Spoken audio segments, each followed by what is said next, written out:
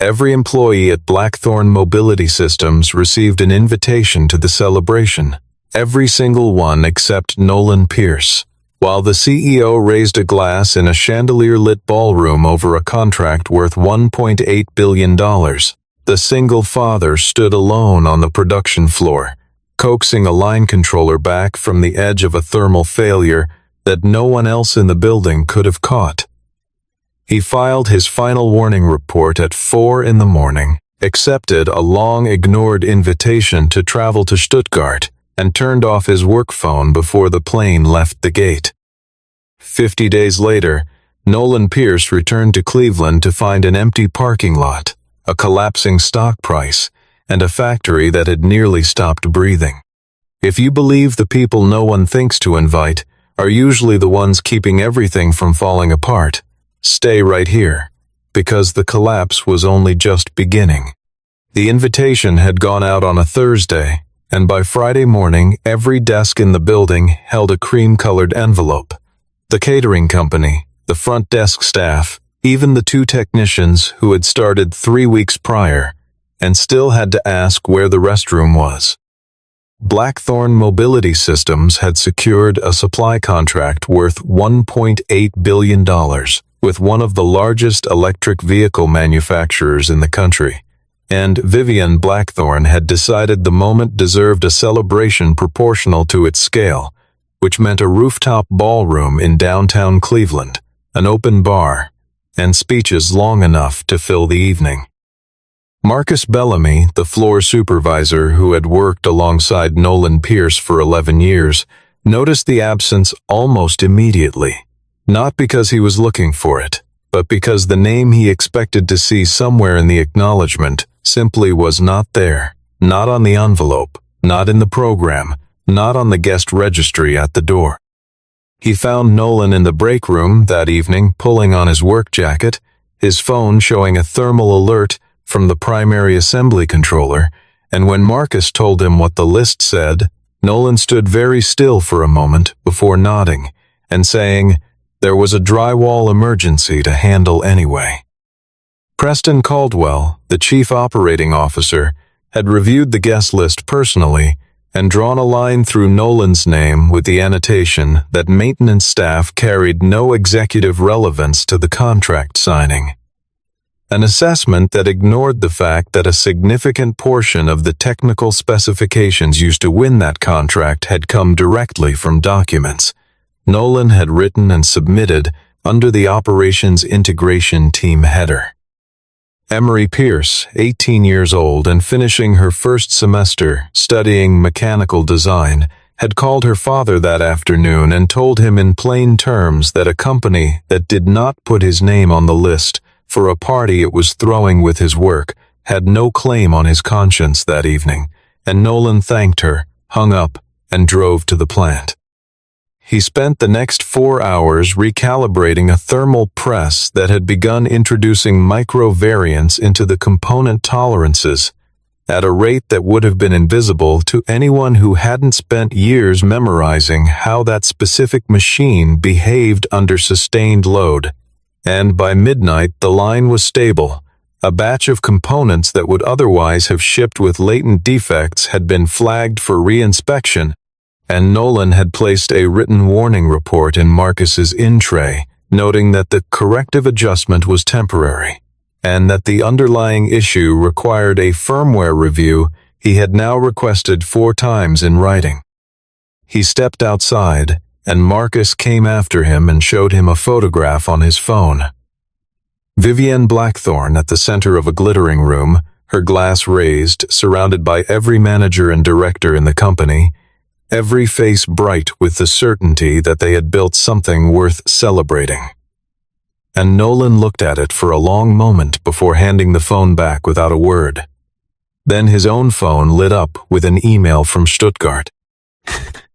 The message from Kessler Work Automation had been sitting in his inbox for 72 hours, addressed to him directly rather than to the company routing address, because the German firm had learned from experience that routing to Blackthorn's management layer meant routing into silence. The partnership program was a 50-day technical residency for systems integration specialists, and the original Blackthorn designee, a regional operations director chosen by Preston because the title sounded appropriately senior, had canceled 10 days before departure due to a scheduling conflict that most people suspected had more to do with reluctance to speak technical German than with any genuine calendar problem. Nolan had applied for the program 3 months earlier, filling out the internal nomination form and submitting it with a cover note explaining that the Kessler work calibration methodology was directly applicable to the tolerancing issues he had been flagging since spring, and Preston had returned the form with a single line of feedback indicating that the program required a candidate who could represent the company at an executive level. The Kessler work message told Nolan the slot remained open, that his name had come up in a technical review of documentation Blackthorn had shared with the program team, and that if he was interested, the program coordinator would need a response before 8 in the morning. Nolan read it twice, went home, sat at the kitchen table for an hour, and wrote 4 documents. A formal request for 50 days of unpaid leave addressed to Human Resources, a handover memo addressed to Marcus and Eliza Monroe that ran to 11 pages, a list of 7 specific operational risks that required monitoring during his absence with the exact threshold values that should trigger escalation, and a brief note to Emery telling her he was going to Germany and that she should call him if she needed anything. He submitted the leave request at 5:45 in the morning, drove to the plant to give Marcus the keys to the technical documentation cabinet, walked Eliza through the full handover in person, and told both of them clearly that if the line showed variance above any value on the risk list, they should go over Preston's head and contact the equipment manufacturer directly. He had already written down the name of the Kessler work contact. Preston approved the leave request inside 40 minutes, apparently under the impression that Nolan was expressing frustration through absence and would return within the week, and Vivian received only a brief administrative notification that a senior maintenance engineer had initiated unpaid leave for professional development purposes. She did not ask for details. Before the plane reached cruising altitude, Marcus sent a single text message. Preston had just authorized restoring the assembly line to full operating speed, overriding the reduced rate protocol Nolan had been running for 6 weeks. For the first 7 days, nothing appeared to go wrong. Eliza Monroe was working through the handover documentation and holding the floor together with the particular competence of someone who understands a system well enough to keep it running, but not yet well enough to know which of its behaviors are normal and which are symptoms of something accumulating below the measurement threshold. She caught 3 minor alerts in the first week, cross-referenced them against Nolan's notes, and resolved all 3 without needing to escalate, and the experience gave her a quiet confidence that she later described as the most dangerous feeling she'd had at that job. The sensation of managing something she didn't fully understand and having nothing immediately break as a result. Preston stood in Vivian's office on day 5 and told her that Nolan's departure had effectively proven the facility was not dependent on any single individual, and Vivian, who was managing simultaneous calls with institutional investors excited by the contract announcement, took that assessment at face value because it fit the story she had been trying to tell about the company's operational maturity.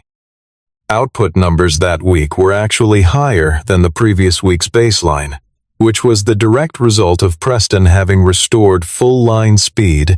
and quietly skipped 2 of the 4 quality sampling intervals Nolan had built into the shift schedule, a shortcut that produced better short-term figures and removed from the data record any early signal of what was building inside the components moving through the press. In Stuttgart, Nolan was standing in front of the most precisely instrumented calibration rig he had encountered in his career, watching a Kessler work engineer demonstrate an adjustment sequence that immediately explained 3 behaviors he had observed in the Blackthorn line for years and never been able to fully account for, and he experienced the specific satisfaction of a question finally answered that had taken years to form clearly enough to ask. Dr.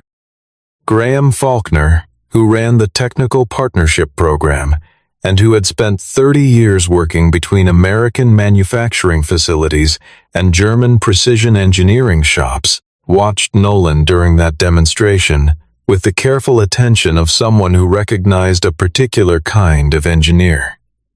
Not the kind who knows everything, but the kind who has spent so long with one system that the system has become a language, and who immediately begins translating new information into that language at the speed of a native speaker. On day 7, a customer in the Pacific Northwest sent a routine field report to the Blackthorn quality team, noting that 3 prototype modules had failed their extended duration stress test. After 200 hours of operational load, approximately half the expected service life, and the quality team forwarded the report to Preston, who filed it under pending review and did not forward it to Vivienne. Eliza found the anomaly on day 9, and it looked at first like a sensor calibration drift, the kind of thing that happened regularly and was usually corrected in under an hour. She pulled up Nolan's notes on the thermal press and found a section 7 pages in that described precisely the behavior she was now observing, a compound variance pattern that emerged when ambient temperature exceeded 78 degrees Fahrenheit, and the primary sensor array had been running more than 40 hours without a manual offset correction, producing components that passed every automated quality check at the time of manufacture and were statistically likely to develop stress failures between 150 and 250 hours of field operation. The note included a recommended corrective sequence, a recommended inspection interval, and a highlighted sentence stating that the issue could not be resolved permanently without a firmware update to the press controller and a full recalibration of the sensor array. Eliza brought this to Preston and asked to reduce line speed by 12% and schedule the inspection. And Preston told her that the pace reduction would put the company below the weekly output commitment built into the new contract, and that he needed her to adjust the quality sampling protocol so that the variance stayed below the threshold that would trigger an automatic escalation flag in the reporting system. Marcus heard the conversation from across the floor, walked over, and said flatly that adjusting the sampling protocol to hide a real variance was not a solution, and Preston responded that Marcus was welcome to transfer to the overnight shift if he found the current management approach disagreeable, and that the decision had been made. Eliza sent an email directly to Vivienne's assistant that afternoon, describing the technical situation and requesting an urgent review, but the message was routed by the operations coordination system to the facilities management queue, where it sat behind a dozen other tickets tagged as non-critical. In Stuttgart, Graham was reviewing documentation from the Kessler Work technical database and handed Nolan a printed report, asking him to confirm whether the data was from Blackthorn Mobility because the methodology was distinctive and the production signatures were recognizable, though the author field on every page listed the operations integration team rather than any individual name. Nolan confirmed the documents were from Blackthorn, and Graham then showed him a second document, a technical advisory that Kessler Work had issued 6 months prior to all facilities operating the German-manufactured thermal press, specifically recommending a firmware update to address a known drift issue in the sensor response curve under high ambient temperature conditions, sent to every registered contact on file. At the bottom of the acknowledgement log, one name appeared in the received column, Preston Caldwell. Tithbor. The formal rejection of the shipment arrived on a Tuesday. A freight carrier returning 16 pallets of Blackthorn components after the receiving quality team at the customer facility ran their incoming inspection and found that the reject rate on the production batch was 14%, which was 7 times the contractual defect threshold. Preston spent the next 3 hours preparing an internal report that described the incident as an isolated quality variance attributable to a transition period in the maintenance leadership structure, and he sent that report to Vivienne with a note suggesting the situation illustrated the risk of allowing a key technical contributor to leave on short notice without adequate knowledge transfer. A framing that placed the cause of the problem on Nolan's departure rather than on the decisions Preston had made during it. Vivienne called Nolan's cell phone 4 times over the course of the afternoon, and Nolan, who was in the middle of a live calibration session at the Kessler work facility with 3 engineers who had driven 3 hours for the session, did not pick up.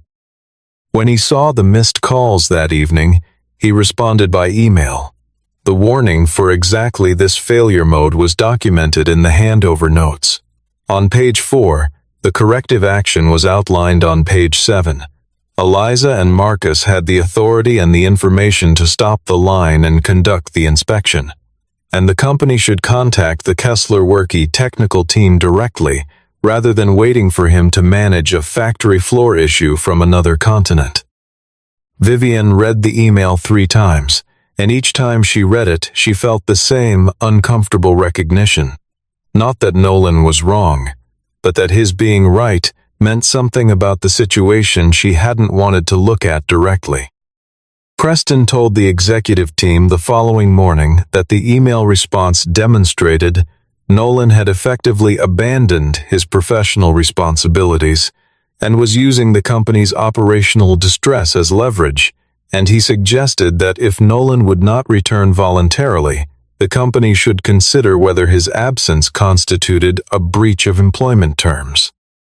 Conrad Blackthorn, who chaired the board and who had been driving the contract signing since the previous spring as part of a strategy to increase the company's valuation ahead of a potential merger, called Preston after the executive meeting and told him to manage the situation quietly and to keep the field rejection numbers out of the weekly investor update. Nolan sat in his temporary apartment in Stuttgart that night and called Emery, and she listened without interrupting, and when he was finished, she said, "Dad, they only call you when something is broken," and he said he knew, and she said, "Then you already know what you have to do," and they talked about other things for the rest of the hour. At the Kessler work facility, a name placard had been prepared for a conference room presentation, and when Nolan walked in and saw it, he stopped and read it twice. Nolan Pierce, Lead System Specialist, Blackthorn Mobility.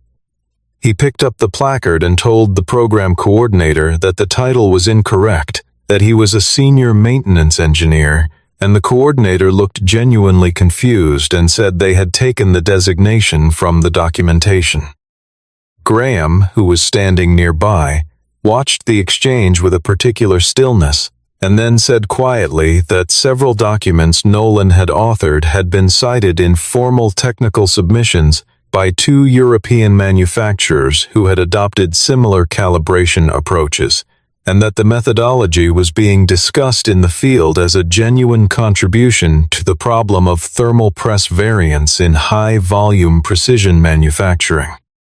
Graham then took a portfolio of reports submitted by Blackthorn over the preceding 3 years and showed Nolan that the author on every page was listed as Operations Integration Team, which he now understood was a departmental header rather than a real working group, and that all of the recognition and compensation associated with those reports had flowed to the COO's office.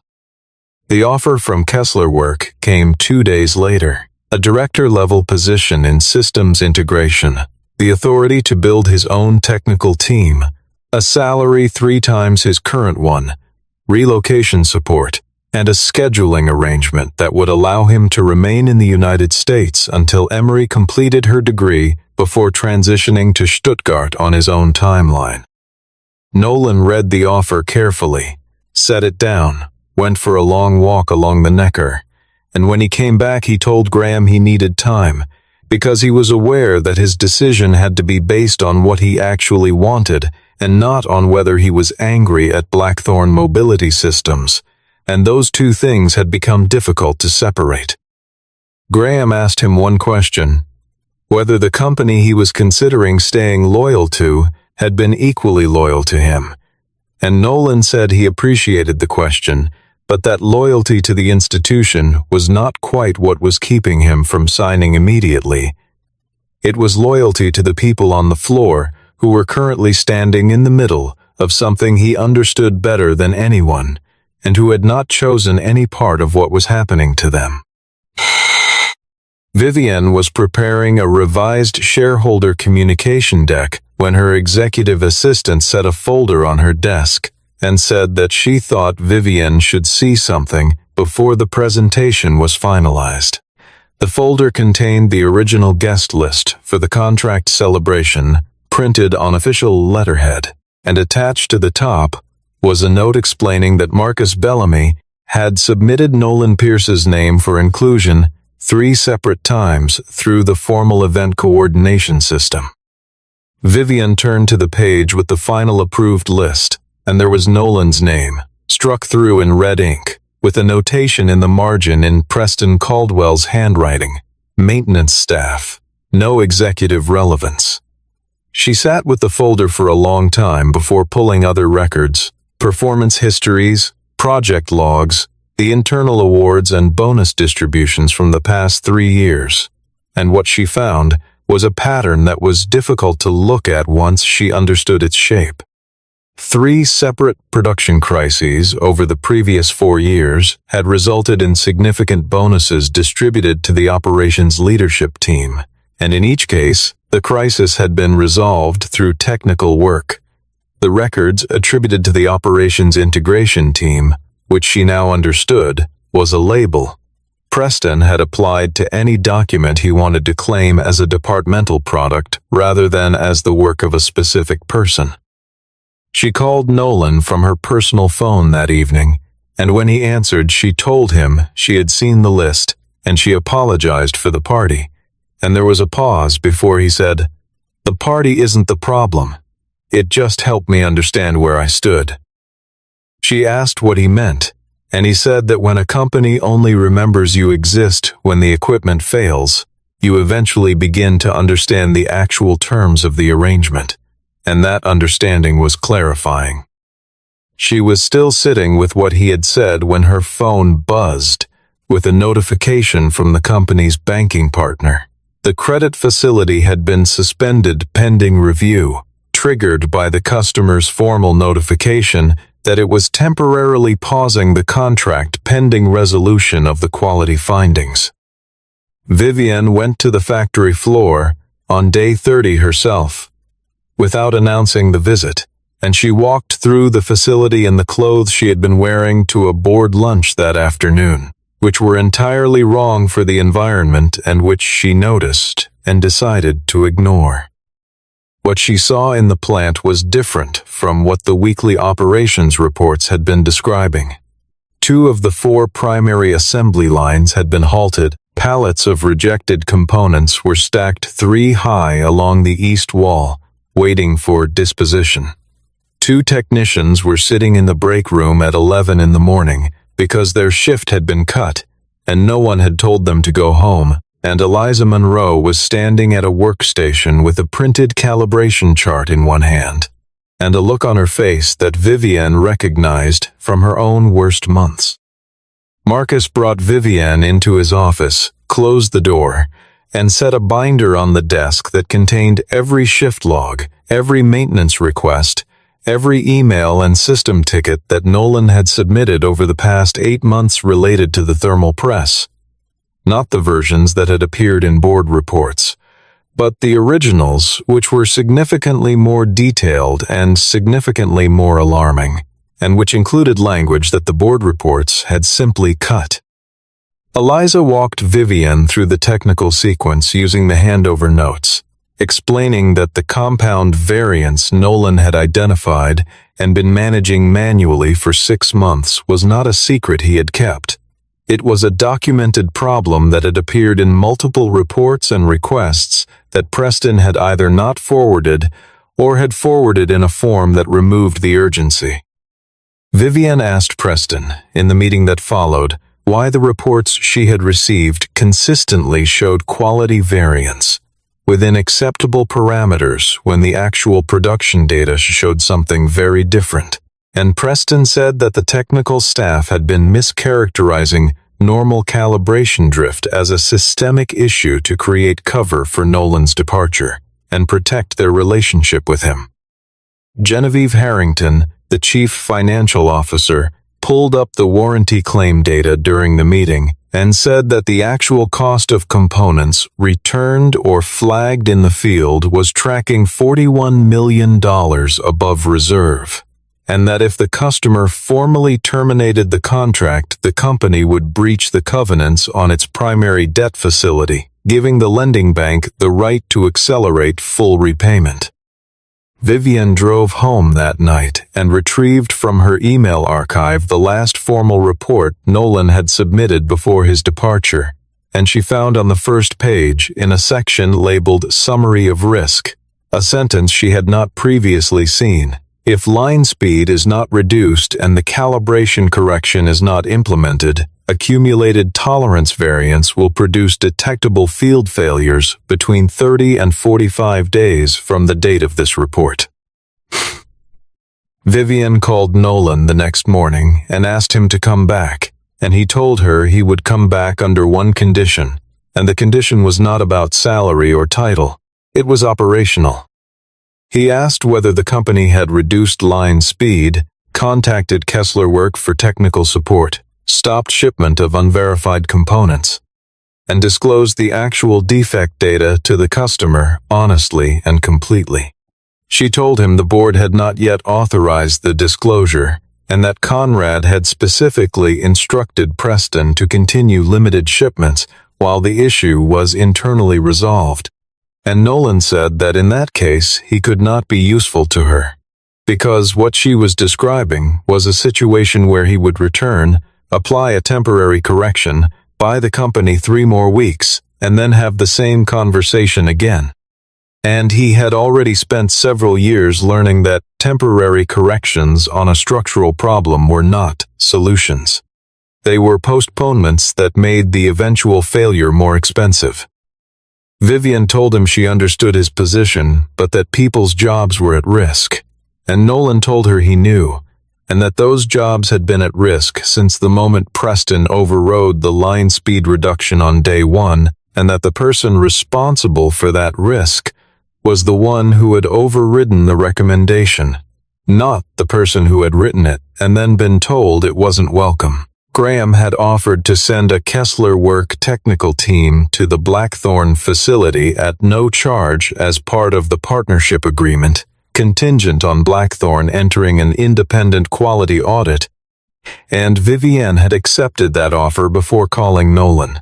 But Conrad had vetoed it in an emergency board session on the grounds that inviting an outside firm to audit the facility would signal to the market that the company could not certify its own production quality, which was the precise thing Conrad most wanted to avoid, because the merger discussions he was conducting in parallel depended on the acquirer believing production capacity was stable and verified.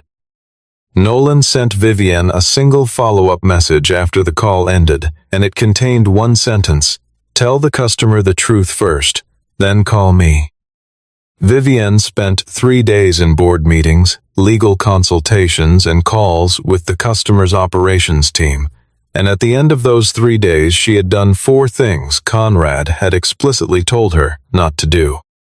She sent the customer's quality leadership a complete and unredacted account of the production issue, including the technical origin, the timeline, and the specific decisions that had led to the shipment of non-conforming components. She suspended Preston Caldwell from his operational duties pending a formal internal investigation. She formally accepted the Kessler Work offer of independent technical audit and confirmed the team's findings would be shared in full with the customer. And she instructed the finance team to halt all additional shipments until the independent team cleared them. Conrad called an emergency board session and told the directors that Vivienne had unilaterally compromised the company's negotiating position, damaged the customer relationship, invited an external party to access confidential production data, and removed a senior executive without authorization, and he moved to suspend her as CEO pending a governance review. Genevieve Harrington told the board that the alternative, continuing to ship non-conforming product while managing the customer through incomplete disclosures, carried a regulatory exposure and a liability profile that no directors and officers' insurance policy she had ever reviewed would cover, and that the approach Conrad was describing was not a strategy but a postponement of a significantly larger collapse. The board did not vote that evening but agreed to reconvene in 48 hours. And in the meantime, the customer informed Blackthorne that if a credible remediation plan was not presented within 5 days, the contract would be terminated and the matter referred to legal counsel. The 5-day window closed on the same date as the last day of Nolan's program in Stuttgart. Shared. Nolan landed in Cleveland on a gray Tuesday morning and took a car from the airport rather than calling anyone, because he needed to see the facility before he decided anything.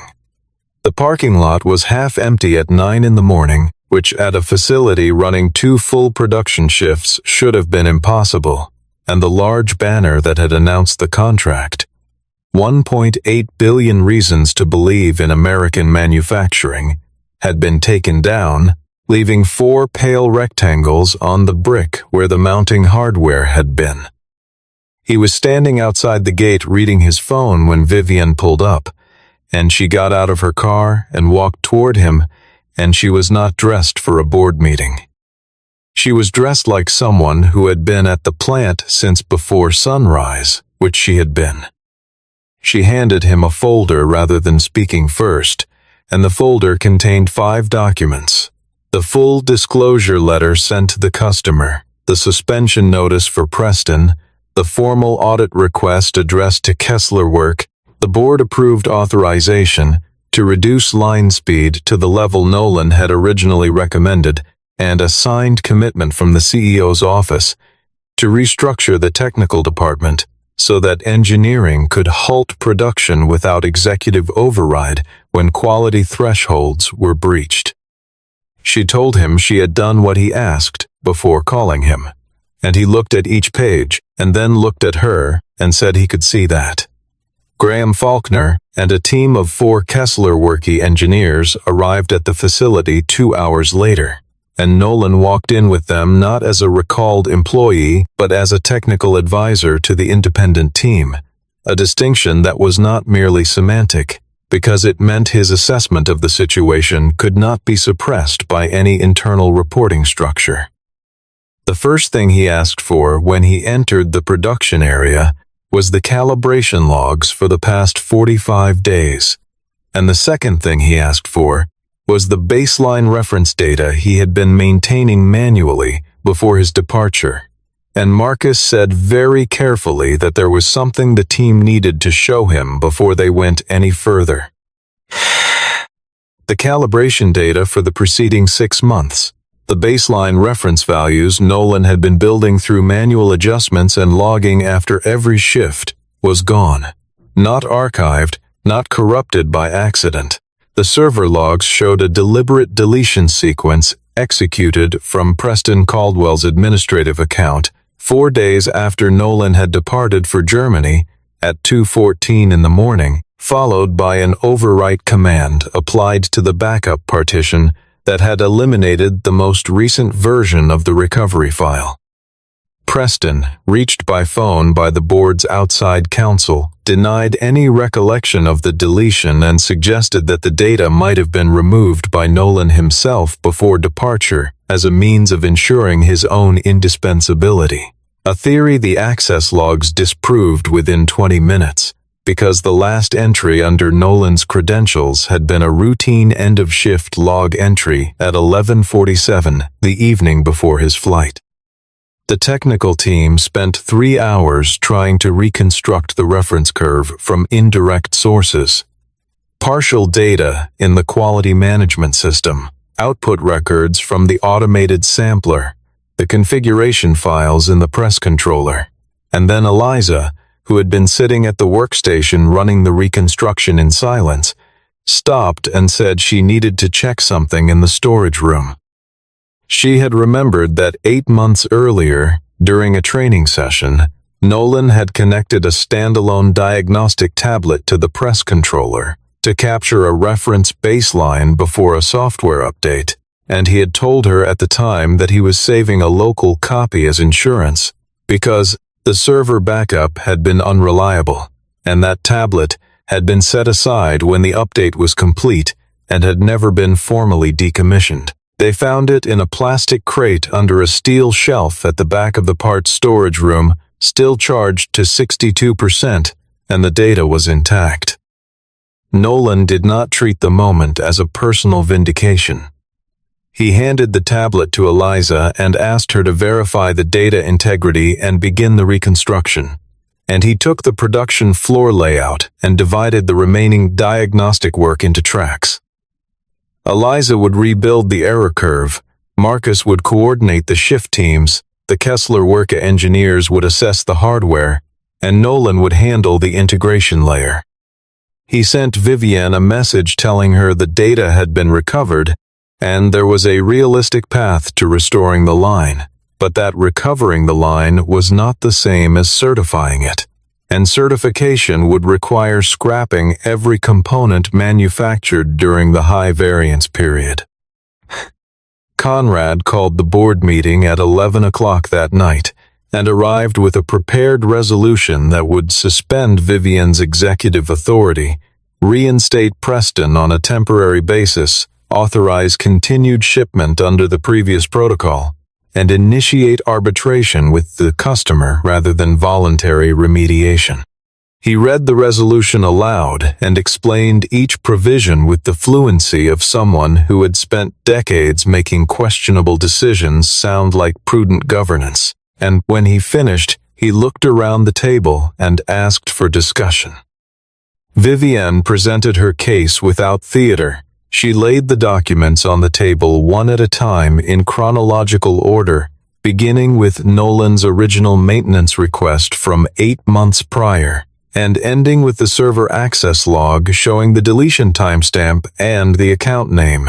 And she explained what each document meant in terms of what the company had known, when it had known it, who had withheld it, and what the consequences of withholding it had been.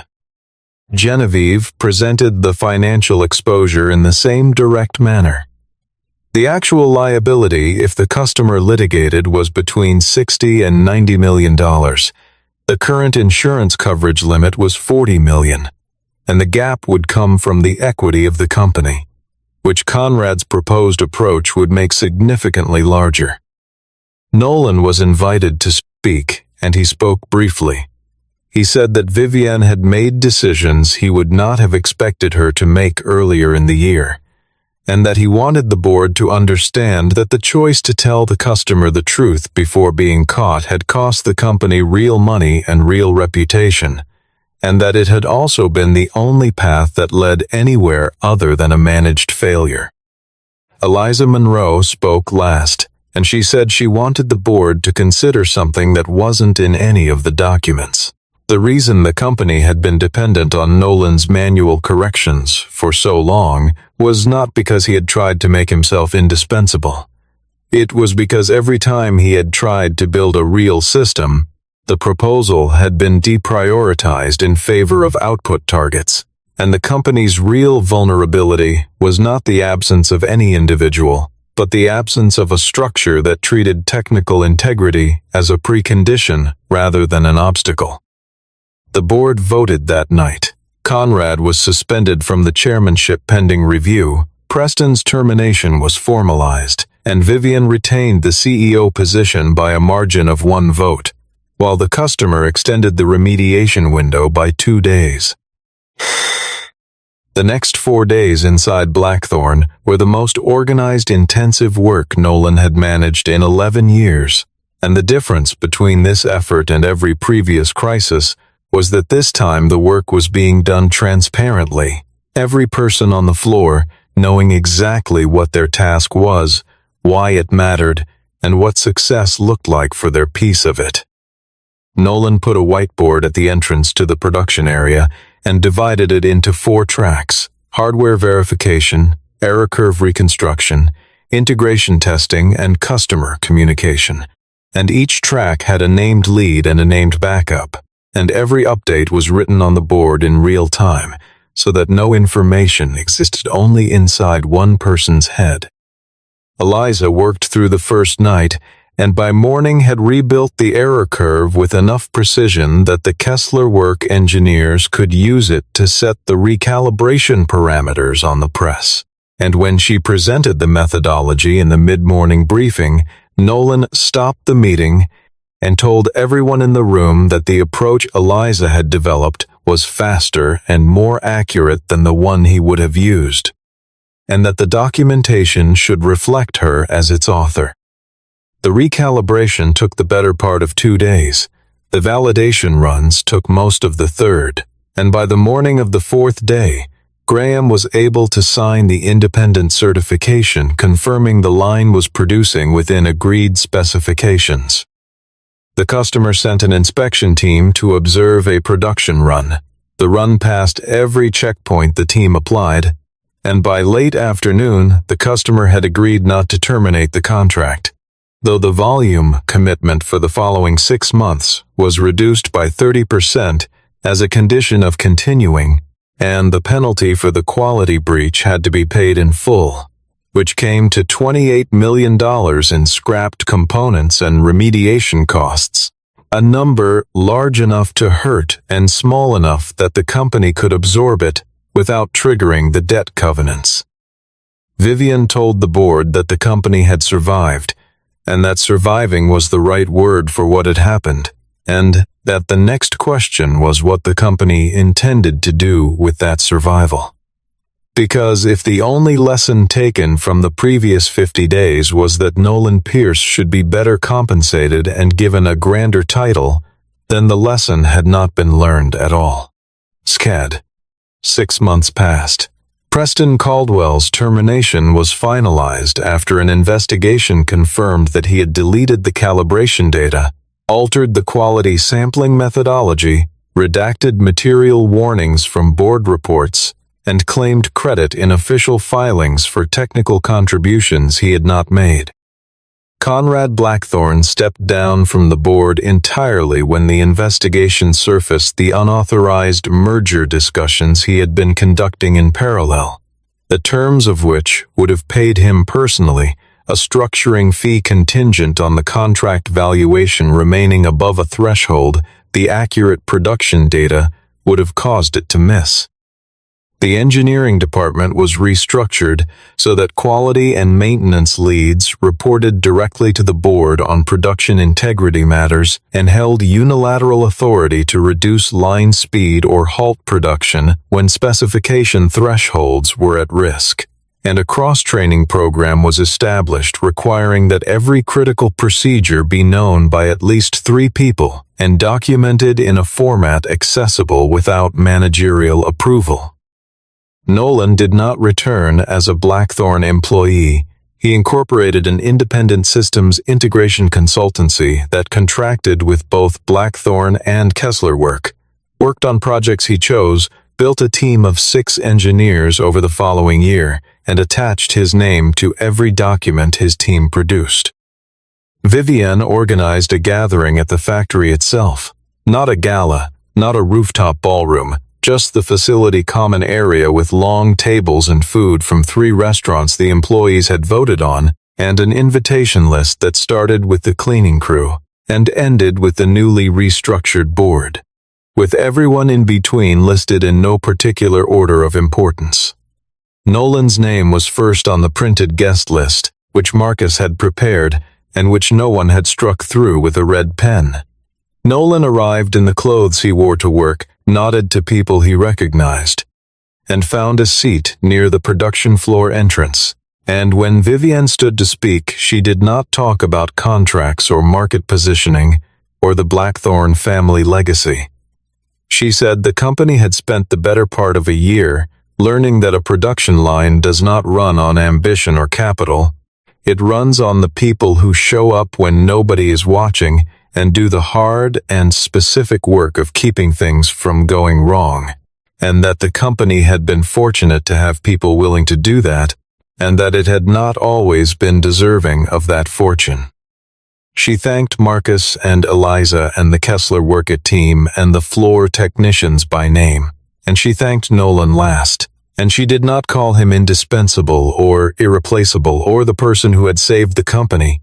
because he had asked her not to, and because she understood by then why that kind of framing was its own kind of problem. After the gathering, Vivienne gave Nolan an envelope. Inside was a formal invitation to represent both Blackthorne and Kessler work at an international manufacturing conference in Stuttgart, and he read it and asked whether anyone had checked whether there was someone with more executive relevance available to send instead, and she smiled and said there might be, but there was no one who had earned the seat more clearly. Nolan said he would go on one condition. Eliza would attend as co-presenter, and her name would appear first on the materials, and Vivienne agreed before he finished the sentence. They walked out of the factory together into the cold November air, and Vivienne said she was sorry it had taken a near collapse to make her see what had been in front of her for a long time, and Nolan said the party had not been the wound. The wound was a decade of a company that only remembered his name when something was broken, but that the party had been useful,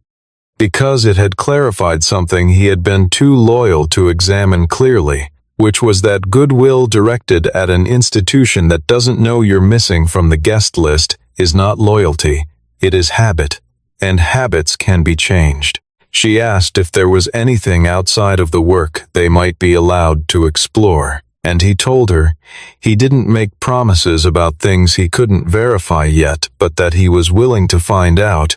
and he suggested they start with coffee the following morning at a place near the plant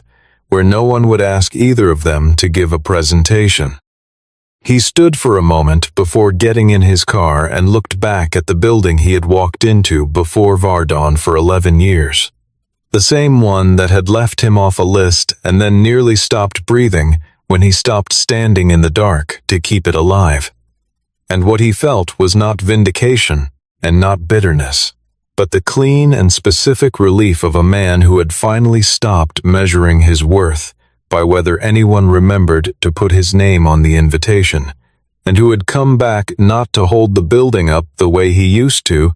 but to help build something that would not need one person standing alone on the factory floor to keep it from falling down.